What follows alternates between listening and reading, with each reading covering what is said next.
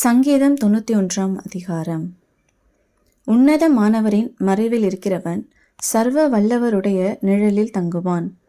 நான் கர்த்தரை நோக்கி, நீர் என் அடைக்கலம், என் கோட்டை, என் தேவன், நான் நம்பியிருக்கிறவர் என்று சொல்லுவேன்.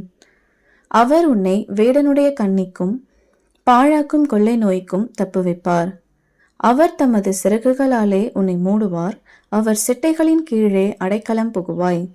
அவருடைய சத்தியம் உனக்கு பரிசையும் கேடகமும் ஆகும். இரவில் உண்டாகும் பயங்கரத்துக்கும் பகலில் பறக்கும் அம்புக்கும் இருளில் நடமாடும் கொள்ளை நோய்க்கும் மத்தியானத்தில் பாழாக்கும் சங்காரத்துக்கும் பயப்படாதிருப்பாய். உன் பக்கத்தில் 1000 பேரும் உன் வலது புறத்தில் 10,000 பேரும் விழுந்தாலும் அது உன்னை அணுகாது. உன் கண்களால் மாத்திரம் நீ அதை பார்த்து துன்மார்க்கருக்கு வரும் பலனை காண்பாய்.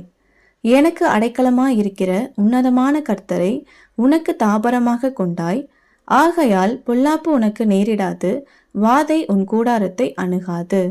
உன் வழிகளில் எல்லாம் உன்னை காக்கும்படி உனக்காக தம்முடைய தூதர்களுக்கு கட்டளையிடுவார். உன் பாதம் கல்லில் இடராதபடிக்கு அவர்கள் உன்னை தங்கள் கைகளில் ஏந்தி கொண்டு போவார்கள். சிங்கத்தின் மேலும் விரியன் பாம்பின் மேலும் நீ நடந்து பால சிங்கத்தையும் வலு சர்பத்தையும் மிதித்து போடுவாய்.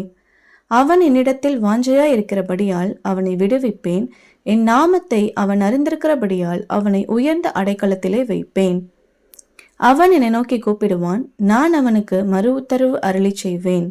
ஆபத்தில் நானே அவனோடிருந்து அவனை தப்புவித்து அவனை கனப்படுத்துவேன். நீடித்த நாட்களால் அவனை திருப்தியாக்கி என் ரட்சிப்பை அவனுக்கு காண்பிப்பேன். ஆமேன். God bless you.